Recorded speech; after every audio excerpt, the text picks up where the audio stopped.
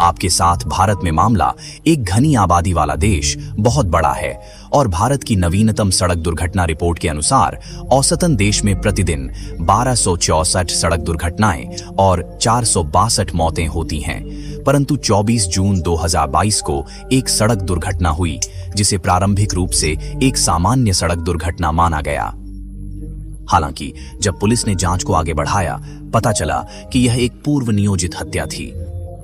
पर कौन था इस साजिश के पीछे का हत्यारा और उनका मकसद क्या था, आपको बस कुछ ही मिनटों में पता चल जाएगा। यह कहानी अहमदाबाद में शुरू होती है, जो भारतीय राज्य गुजरात का एक शहर है।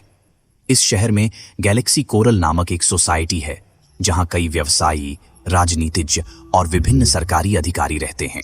इस सोसाइटी में 43 वर्षीय एक आदमी रहता था जिसका नाम शैलेश प्रजापति था और वह एक श्रम ठेकेदार था।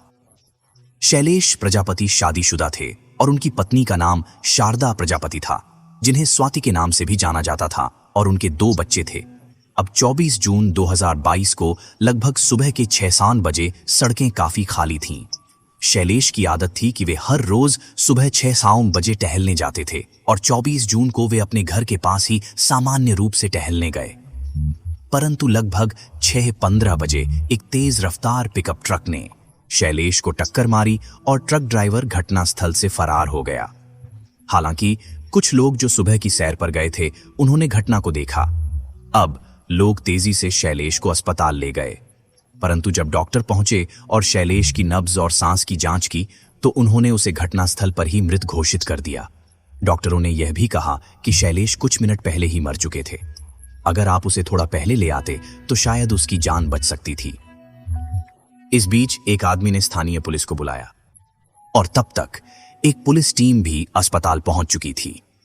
फिर डॉक्टरों ने पुलिस को इस आदमी के गंभीर सिर की चोटों और उसके हाथों और पैरों में कई हड्डियां भी टूटने की जानकारी दी। ठीक है, पुलिस ने फिर उन लोगों से पूछताछ की जो शैलेश को दुर्घटना स्थल से अस्पताल लाए थे। हालांकि मृतक अभी भी सबके लिए अनजान था, किसी को उसे नहीं पहचाना। इसके बावजूद पुलिस की पूछताछ के दौरान ये लोगों ने कहा, हमने एक तेज रफ्तार पिकअप ट्रक को आते हुए देखा और इस आदमी को टक्कर मारी और फिर भाग गया। हमें और कुछ नहीं पता। इसका मतलब है कि पुलिस को यह नहीं पता चला कि यह आदमी कौन था या वह कहां रहता था। परंतु फिर 7-8 बजे के बाद पुलिस को एक वृद्ध व्यक्ति नामे रमेश से फोन आया। रमेश ने पुलिस को बताया कि उसका दामाद शैलेश प्रजापति सुबह की सैर के लिए 6 बजे चला गया था। वह हर दिन इस समय पर सुबह की सैर पर जाता है और आमतौर पर जल्दी घर वापस आ जाता है। परंतु आज काफी समय बीत चुका था और वह अब तक घर वापस नहीं आया था, जिसके कारण वह बहुत चिंतित था। इस बात को सुनकर पुलिस ने उसे सूचित किया कि उनके पास अभी-अभी एक सड़क दुर्घटना की खबर मिली है और उसे अस्पताल जाकर रोगी की जांच करने की सलाह दी। यह सुनकर रमेश बहुत डर गए, परंतु वह अस्पताल गए। हालांकि जब उन्होंने मृतदेह को देखा तो उनके चेहरे पर आंसुओं की धार बह निकली और उन्होंने कहा, यह मेरा दामाद शैलेश प्रजापति है। इस बीच शैलेश की पत्नी और बच्चे भी अस्पताल पहुंचे। इसके बाद जिन लोगों ने शैलेश की देह को अस्पताल में लाया था, उन्होंने पूरी घटना को उसके परिवार को समझाया, विस्तार से बताया कि शैलेश की दुर्घटना कैसे हुई।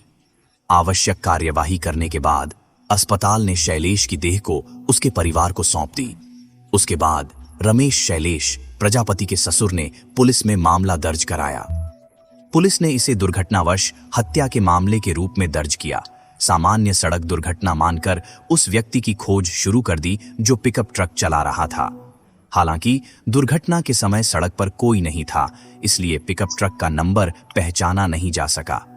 पुलिस ने अपने पूरे प्रयास किए, फिर भी उन्हें पिकअप ट्रक के ड्राइवर के बारे में कोई जानकारी नहीं मिल सकी। शैलेश के परिवार ने पुलिस पर दबाव डाला गया ताकि वे ड्राइवर का पता लगा सकें, क्योंकि यह आशंका थी कि शायद ड्राइवर ने ट्रक पर नियंत्रण खो दिया होगा, जिससे दुर्घटना हुई। लेकिन फिर 27 जून और 28 सीसीटीवी फुटेज इस दुर्घटना का सामाजिक मीडिया पर वायरल हो गया। जब हम इस मामले की जांच कर रहे थे, हमने भी वह फुटेज देखी जो इतनी भयानक थी कि यूट्यूब की गाइडलाइंस के कारण हम आपको दिखा नहीं सकते। सीसीटीवी फुटेज में शैलेश सुबह की सैर के दौरान सड़क के किनारे चल रहे थे, लेकिन फिर एक ट्रक पीछे से आया और उन्हें जोर से टक्कर मार दी। दुर्घटना के कारण शैलेश ट्रक के बोनट पर फंस गए और बोनट से आगे गिरने के बाद भी ट्रक उनके शरीर के ऊपर से गुजर गया।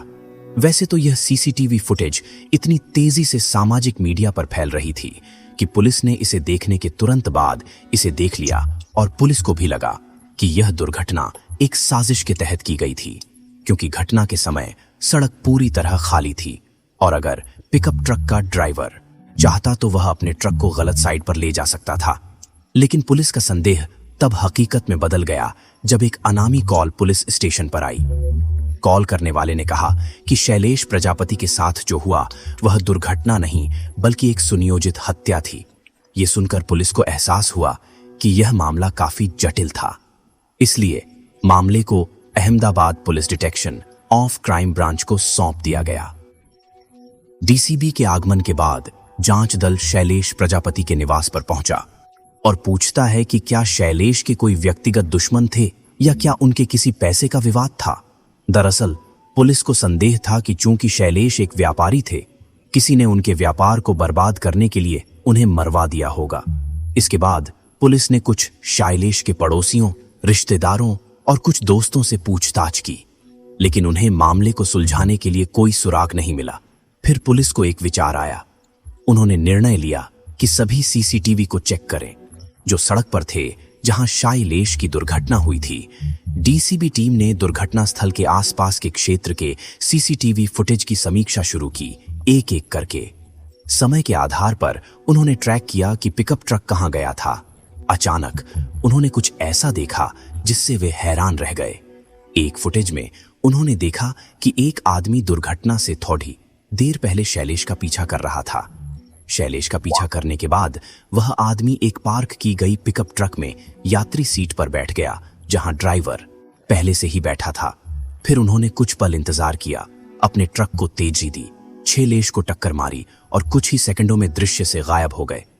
कुछ सीसीटीवी फुटेज के आधार पर पुलिस ने निर्धारित किया है कि यह एक पूर्व नियोजित हत्या थी और हत्यारे ने इसे सड़क दुर्घटना की तरह दिखाने की कोशिश की थी। बाद में पुलिस ने शैलेश का फोन भी बरामद किया और उसके सभी संपर्कों और कॉल रिकॉर्ड्स की जांच की। क्योंकि शैलेश एक श्रम संविदाकार थे, उनके संपर्कों में सैकड़ों नंबर सेव थे। पुलिस ने एक एक करके हर नंबर की जांच शुरू की। उन्होंने सभी संदिग्ध नंबरों की एक अलग सूची बनाई। इन संपर्कों में शैलेश के व्यापारिक भागीदार और अच्छे दोस्त नितिन प्रजापति का नाम भी शामिल था। नितिन भी गैलेक्सी चोरल सोसाइटी में रहता था और चूंकि वह एक व्यापारिक भागीदार था, शैलेश और नितिन अक्सर फोन पर बात करते थे। हालांकि पुलिस को अजीब लगने वाली बात यह थी कि 2022 की शुरुआत से दोनों ने फोन पर एक बार भी बात नहीं की थी, जबकि 2022 से पहले वे फोन पर लगभग 8 से 10 बार हर दिन काम के बारे में बात करते थे। यह विसंगति पुलिस के लिए बहुत अजीब लगी, जिससे उन्हें नाइटिंग पर शक हुआ और उनके कॉल डिटेल रिकॉर्ड्स की जांच भी शुरू की गई। यहां पर पुलिस ने कुछ बहुत असामान्य खोजा। शैलेश ने पिछले 5 महीनों में नाइट में कोई कॉल नहीं की थी, लेकिन शैलेश की पत्नी शारदा ने उन्हीं 5 महीनों में नाइट में सैकड़ों बार कॉल की थी। यह पहली बार था जब वरिष्ठ पुलिस अधिकारियों ने शारदा और नितिन के रिश्ते पर संदेह करना शुरू किया। उनका संदेह शैलेश के पड़ोसियों से बात करने के बाद और भी बढ़ गया। पड़ोसियों ने खुलासा किया कि शारदा अकेले घर पर भी अक्सर शैलेश के घर जाते थे। अधिक जानकारी जुटाने के लिए पुलिस ने फिर से शैलेश के कुछ रिश्तेदारों का साक्षात्कार किया। इस बार रिश्तेदारों ने साझा किया कि शुरुआत में नितिन व्यापार के मामलों पर चर्चा करने के लिए शैलेश जाते थे, लेकिन इन यात्राओं के दौरान वह शारदा से भी मिले। समय के साथ नितिन और शारदा करीब हो गए, जो शैलेश को बिल्कुल पसंद नहीं था। इसकी सूचना मिलते ही पुलिस ने शारदा और नितिन को गिरफ्तार कर लिया और उन्हें पूछताछ के लिए थाने ले आए। हालांकि दोनों ने संतोषजनक जवाब नहीं दिया, लेकिन जब पुलिस ने उनसे सख्ती से पूछताछ की और कुछ सबूत पेश किए तो नितिन डर गया और स्वीकार किया कि उन्होंने शारदा के साथ शैलेश की हत्या की योजना बनाई थी। इसके बाद उन्होंने हत्या के पीछे की पूरी कहानी और मकसद का खुलासा किया। शिलाश की हत्या से 2 साल पहले शारदा का नितिन के साथ विवाहित अफेयर था। यह बढ़ा दिया गया। ईटन शर्मिला लेश के घर आए और व्यापार मामलों पर उनका ध्यान कम हो गया। इसके अलावा शारदा दिन में कई बार नेटन को फोन करता था, जिससे शैलेश उन पर थोड़ा संदेह हो जाता था। हालांकि शैलेश के पास उनके अफेयर का कोई सबूत नहीं था, इसलिए उन्होंने नितिन से इस बारे में बात नहीं की। कुछ समय के लिए शैलेश ने अपनी भावनाएं अपने लिए रखी, लेकिन एक दिन उन्होंने शारदा से बात करने का फैसला किया। बातचीत के दौरान शारदा ने सुनिश्चित किया कि शैलेश ऐसा नहीं करे। एहसास हुआ कि उसका नितिन के साथ अफेयर है, लेकिन चूंकि शैलेश को पता था कि नितिन उनकी अनुपस्थिति में भी उनके घर आए थे, इसलिए उन्होंने अपने बेडरूम में एक बहुत छोटा कैमरा लगाया। कैमरा लगाने के कुछ दिनों बाद शैलेश घर नहीं आए। उन्होंने शारदा से कहा कि वह कुछ व्यापार से संबंधित काम के लिए शहर से बाहर जा रहे हैं। हालांकि शैलेश यह देखना चाहते थे कि उनकी अनुपस्थिति में घर पर क्या हुआ। कैमरा लगाने के बाद शैलेश को सच जानने में देरी नहीं हुई। एक दिन नीट शैलेश के घर आया और स्थिति का लाभ उठाते हुए नीडोन और शारदा शारीरिक संबंध में लगे थे।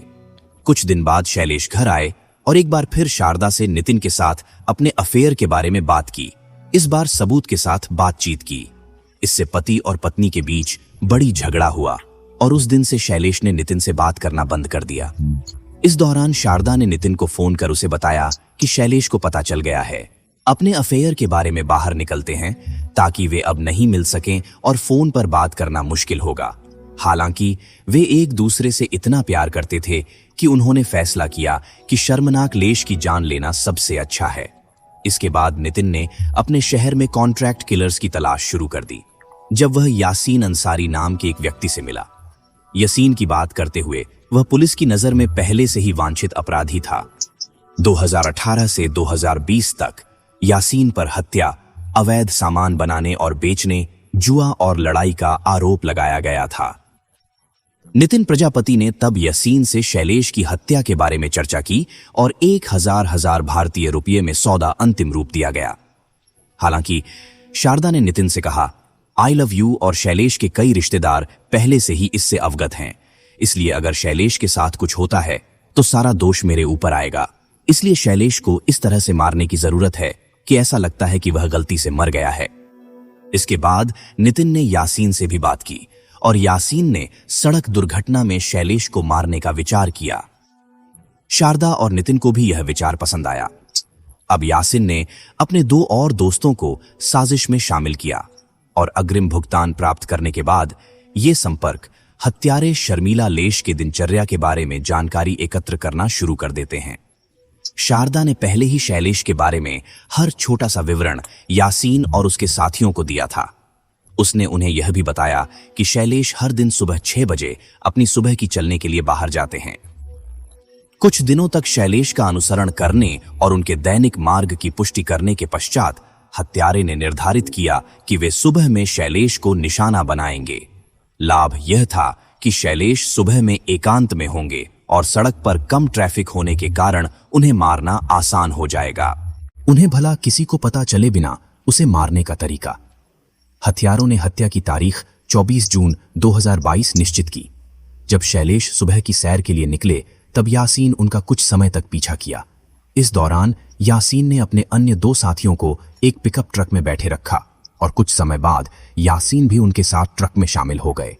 जब शैलेश विचारों में खोए हुए सड़क पर चल रहे थे तब उन्होंने ट्रक को शैलेश में टक्कर मार दी गति से, जिससे शैलेश की तत्काल मौत हो गई। एक बार शैलेश की मौत की पुष्टि हो जाने के बाद शारदा और नितिन ने संपर्क हथियारों को बची हुई राशि अदा की। इस पूरी कहानी के प्रकाश में आने के बाद 4 जुलाई 2022 को पुलिस ने विधिवत शारदा और नितिन को गिरफ्तार किया। इस खबर को सुनते ही यासीन और उनके 2 साथी अपना ठिकाना बदल लेते हैं, लेकिन 8 जुलाई तक पुलिस ने यासीन और उसके दोनों साथिया। अब पुलिस के पास तकनीकी सबूत जैसे कॉल विवरण और सीसीटीवी फुटेज पहले से ही हैं, लेकिन वे अतिरिक्त सबूतों और गवाहों की भी तलाश में हैं। पुलिस फिर इस मामले की चार्जशीट तैयार करती है और उसे अरमीदा बीनर्ड सत्र न्यायालय में पेश करती है। दुख की बात है कि इस मामले की शुरुआत होकर 2 साल बीत चुके हैं और अभी तक अपराधियों को सजा नहीं हुई है। वर्तमान में मामला अभी भी सत्र न्यायालय में चल रहा है।